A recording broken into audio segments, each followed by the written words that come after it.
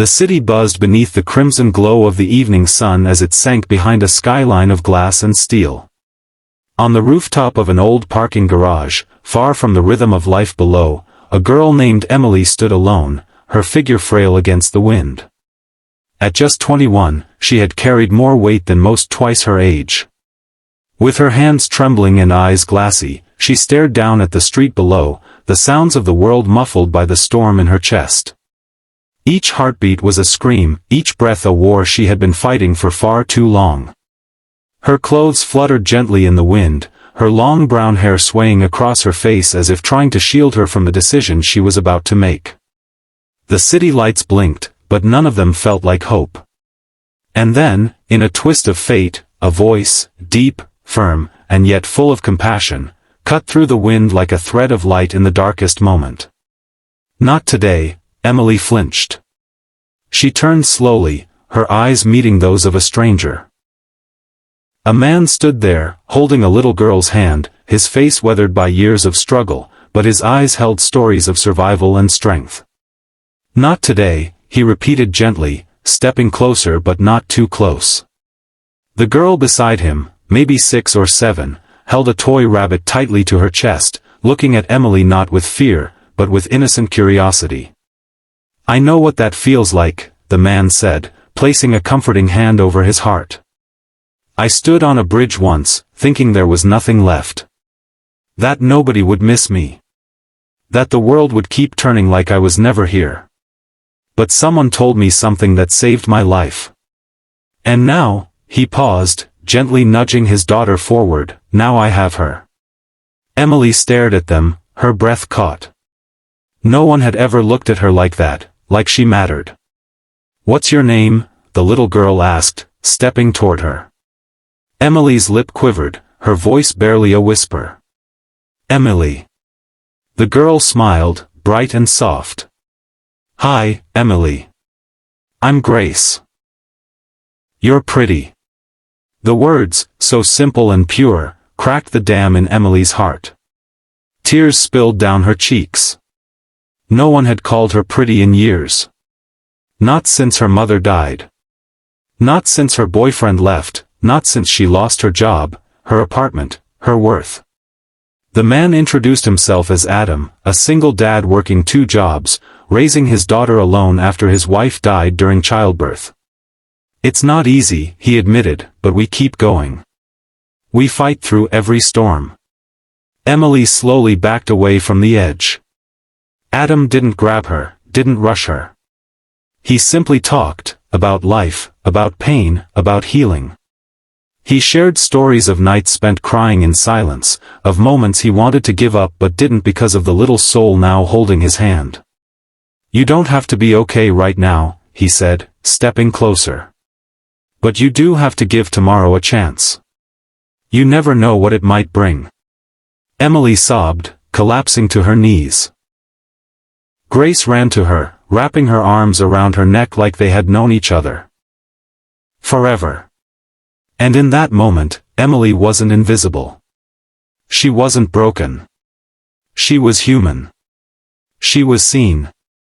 Adam called for help while keeping her company, never letting go of her hand.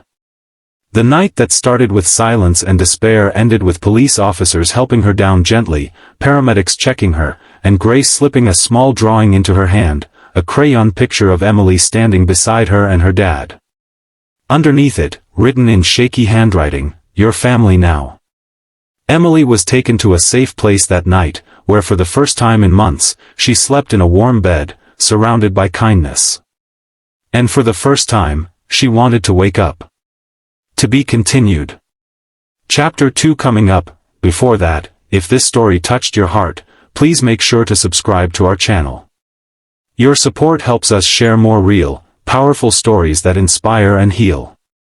Don't forget to like and comment below, someone you know might need this today. Chapter 2, A New Dawn Rises. It had been 6 weeks since that night on the rooftop. 6 weeks since Emily's entire world changed because one man had the courage to speak up, and one little girl had the innocence to reach out. Now, Sitting on the porch of a cozy little suburban house, Emily sipped warm tea as Grace drew butterflies with sidewalk chalk. The world still felt heavy some days, but it was no longer unbearable. Adam had helped her find a local support group. He and Grace had become her unofficial family. The three of them spent weekends at the park, watched cartoons together, and sometimes just sat quietly in each other's company, each of them healing in their own way. Adam never pushed. He listened. He showed up. And for the first time in her life, Emily was surrounded by love that asked for nothing in return. One morning, Adam handed her an envelope. "You've been accepted," he said with a proud grin. She stared at him, confused. "Accepted into what?" "The nursing program," he replied. "You always talked about wanting to help others. I found the application in your bag when you were in the hospital. I mailed it." Tears welled up in Emily's eyes. She hadn't dared to dream again. "Why are you doing this for me?" she whispered. Adam leaned closer. "Because someone once did it for me. And because Grace, she says you're our angel." That night, Emily sat on her bed, looking at herself in the mirror. The girl staring back was no longer invisible. She had scars, yes, but also strength. Pain, yes, but also purpose. She had survived. She was alive. And she was no longer ashamed of her story. Months passed. Emily thrived. She attended classes, volunteered at the local shelter, and eventually moved into her own apartment, not far from Adam and Grace. On weekends, they still gathered. Grace started calling her Auntie M. On Emily's birthday, Adam baked a lopsided cake with too much frosting. It was perfect. One evening, after dinner, they sat under the stars. Emily looked up at the sky, remembering that rooftop. Remembering how close she came to never seeing another sunset. She turned to Adam. "Do you ever wonder why?" "Why what?" he asked. "Why you were there that night?" Adam nodded slowly. "All the time.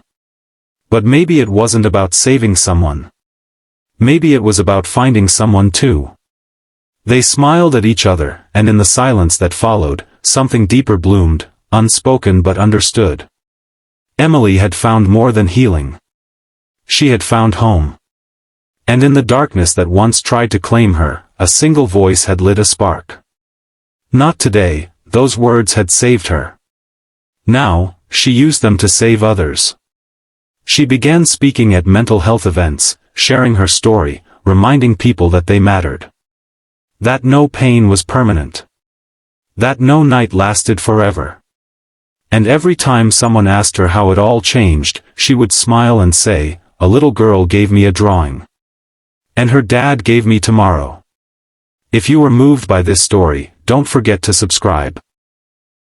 Somewhere out there, someone is standing on their own rooftop of despair. Your share might help them hear the voice that says, "Not today." Let's spread hope together.